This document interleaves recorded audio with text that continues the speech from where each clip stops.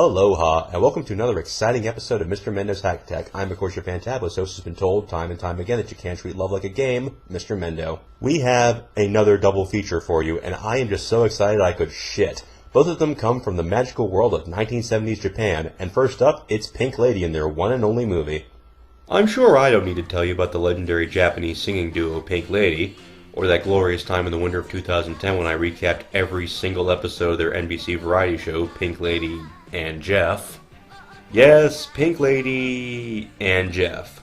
The series that single-handedly killed the 70s variety show. Because when you're watching Jeff Altman and two Japanese singers who learn the lyrics to MacArthur Park phonetically, maybe it's time for the genre to lie low for a while. The birds like tender babies on your head, and the old men playing checkers by the trees. Those two singers were me and Kay, or as some of you know them, unfortunately, the one on the left and the one on the right. But in the late 70s, they were a huge deal in Japan. They had a string of #1 hits, a cartoon series, and endorsement deals for everything from ramen noodles to smoke alarms. It seemed for a brief time that Pink Lady would rule the world. No surprise then that they got their own motion picture with the catchy title of... That.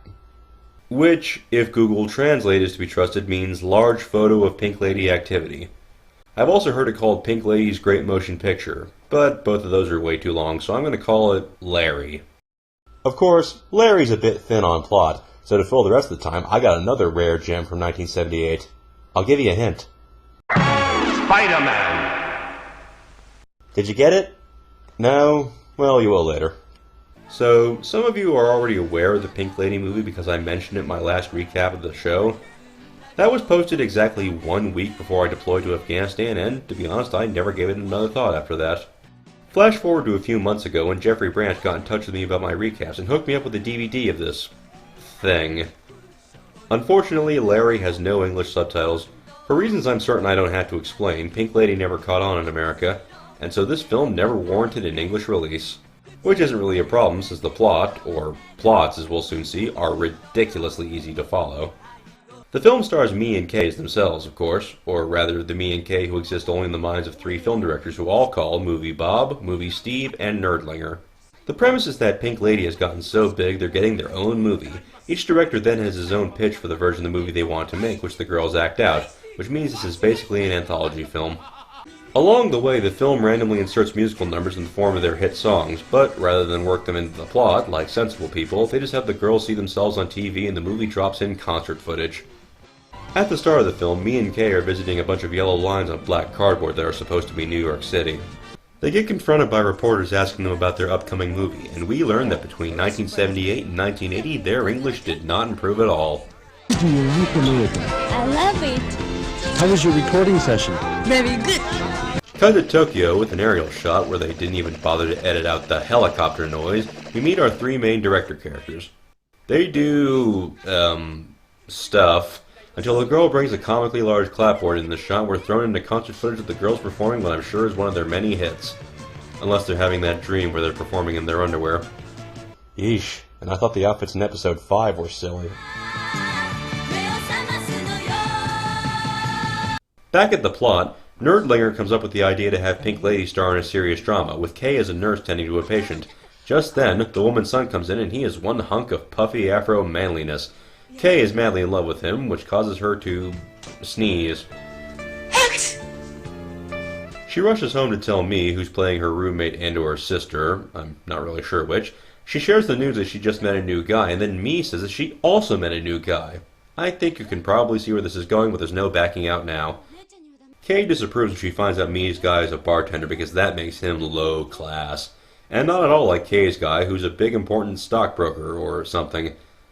To break the tension, Kay turns on the TV so they can drop in more concert footage, this time for their song SOS.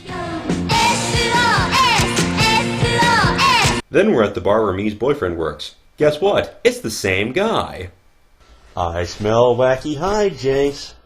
Since bartending McGee here doesn't know that these two are sisters, he suggests that all 3 of them go to dinner to prove to Kay that he's not such a bad guy after all. But to keep this plot going, Kay ends up working late and misses dinner. She comes home to find Mi is so upset she wants to move out. Of course, this is an astoundingly stupid reason to want to move out, so Kay slaps some sense into her. Literally. Kay then goes to the bar on her own to apologize to the boyfriend, only to find out the truth.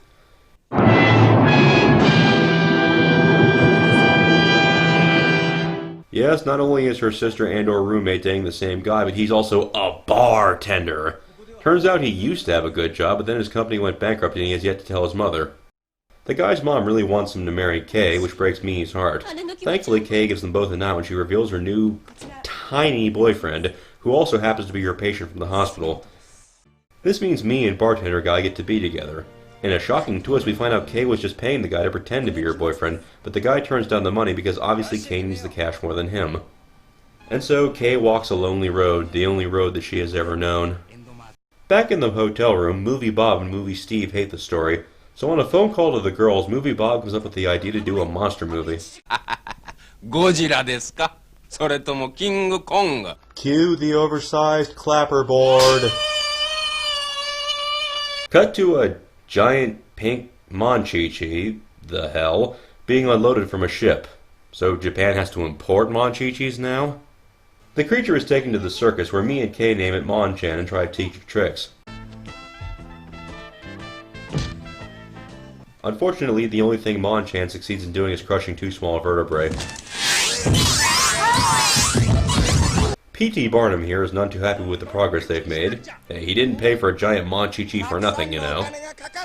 The cruel circus folk then force Mon-chan to walk a beam, and he basically gets abused in the way all circus animals are abused in movies. You have to wonder why the circus has such a bad image. Look, I know the circus isn't the best place for animals, but why are movies so convinced that they're evil?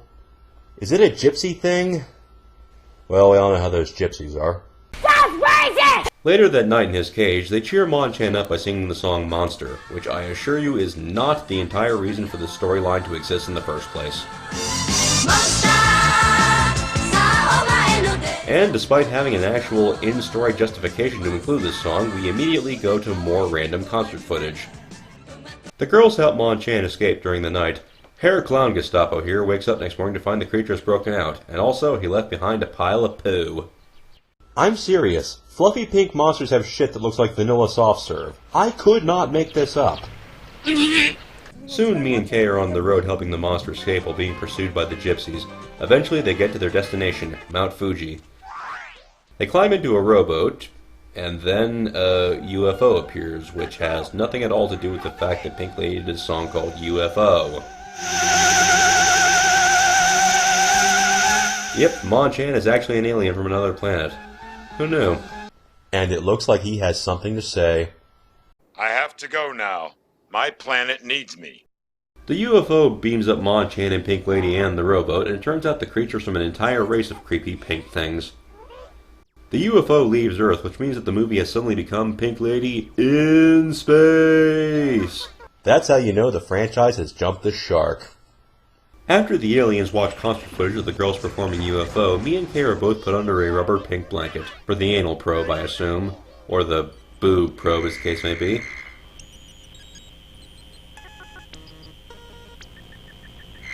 This causes the girls to inflate, and then they're invisible, because why not? They perform another song while swapping places with themselves with glow-in-the-dark bracelets. I don't know why, but this makes me want to do the Mario! Swing your arms from side to side. Come on, it's time to go. Do the Mario. Take one step, and then again. Let's do the Mario all together now. You got it. It's the Mario.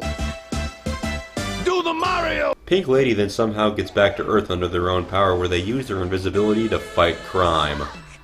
I couldn't make this up if I tried!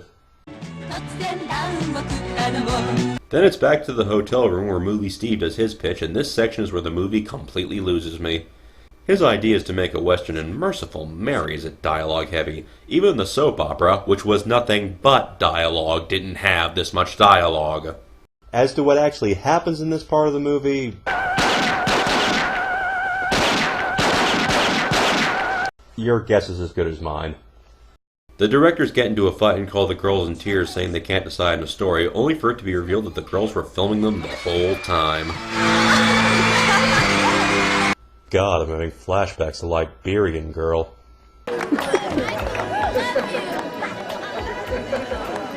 Okay, everybody, that's a wrap. And that was Pink Lady no Katsudo Daishishin. It exists. I don't know what happens for a big chunk of it, but the parts I do understand are not offensively bad. Me and Kay give it their all despite this being a blatant cash-in.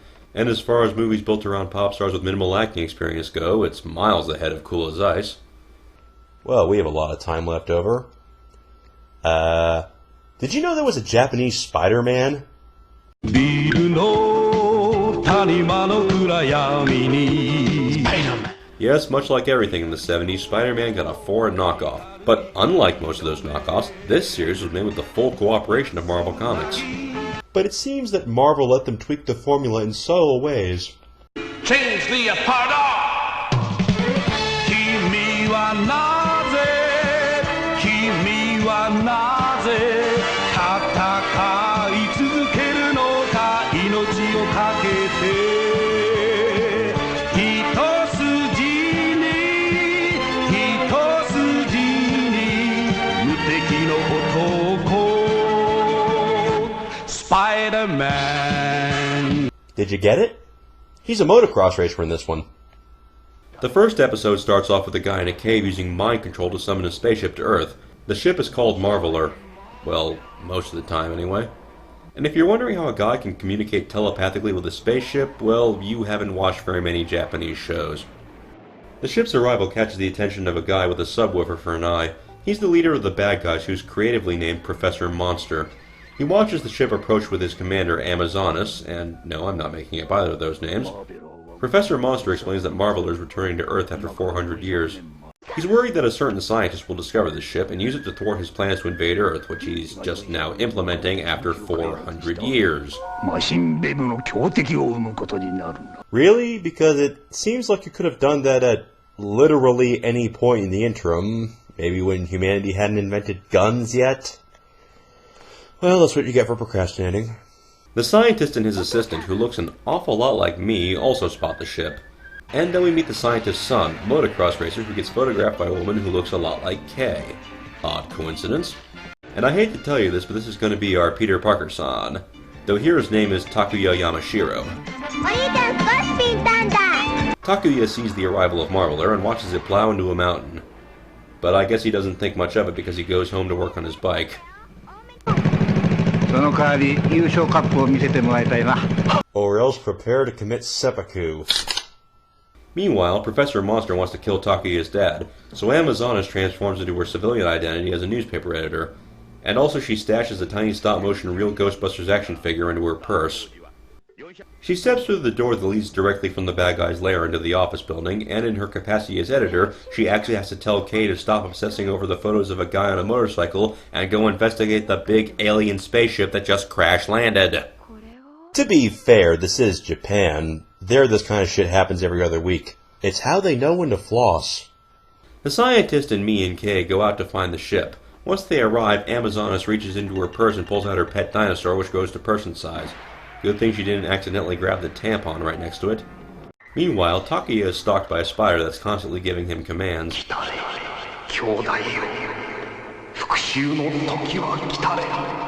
So, our hero is the son of Sam. I want you to go out and kill. Kill!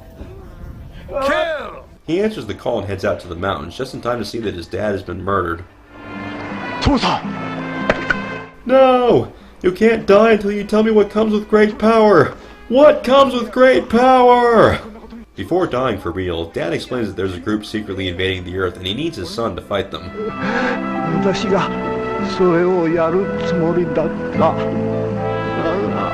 But I decided to drop Dad instead.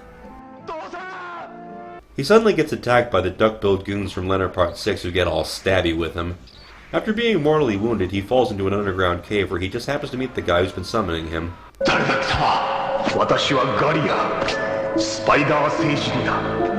Takuya is near death, so the guy straps a scram bracelet onto his arm which injects him with spider extract.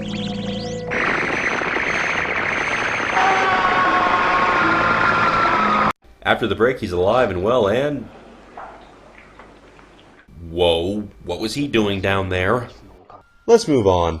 So it turns out Planet Spider was destroyed by Professor Monster, and this guy's the only survivor. He came to Earth seeking revenge, but instead fell into a pit of spiders. And then he decided to just chill for 400 years in the hopes that someone would accidentally fall into his cave so he could pass on the powers of Spider-Man. With that, the guy dies and immediately gets reincarnated as a spider. So, there's your origin story. We next find our hero lying in bed. Can your heart take the excitement? Luckily, his pal the Spider is here to tell him to get off his lazy ass. Mr. Spider, you are reading my mind. It turns out that, much like the Flash's ring, the Scram bracelet contains a full Spider-Man costume, and at long last we get a glimpse of our hero. He then uses his spider sense to locate his enemies. Cue the obligatory shot of climbing walls.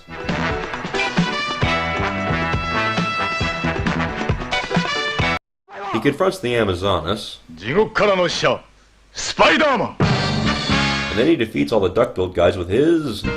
Spider String! So Amazonas releases her pet dinosaur, which this time grows to kaiju size.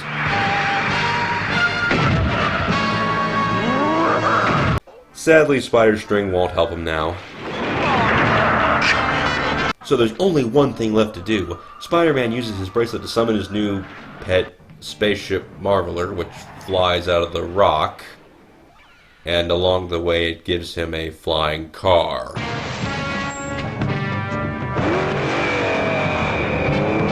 Well, of course it does. I mean, where would Spider-Man be without his flying car?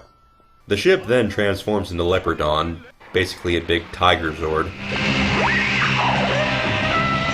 The robot makes quick work of the monster with his sword vigor. Leopardon! Sword of it!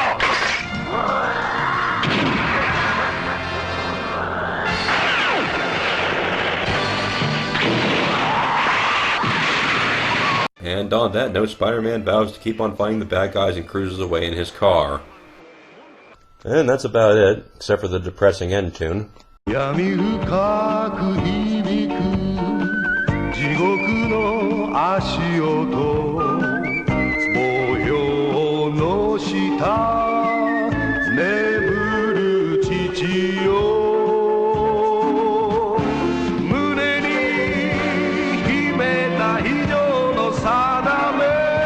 Christ, the last thing the world needs is an emo Spider-Man.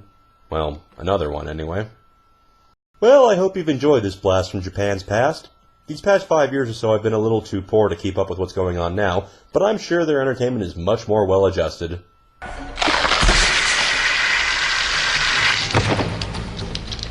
Tune in next time when our double feature will be a pair of films from Luxembourg, circa 1955. But in the meantime, I'm Mr. Mendo, and this has been Mr. Mendo's Hack Attack. Between